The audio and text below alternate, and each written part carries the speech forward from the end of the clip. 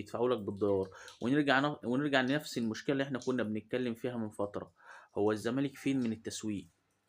الأندية المنافسة بتعمل اعلانات اهو، زي ما انتم شايفين اعلانات في رمضان، كذا اعلان، مع انهم هم السنه اللي فاتت ما خدوش بطولات وانت واخد دوري وكاس.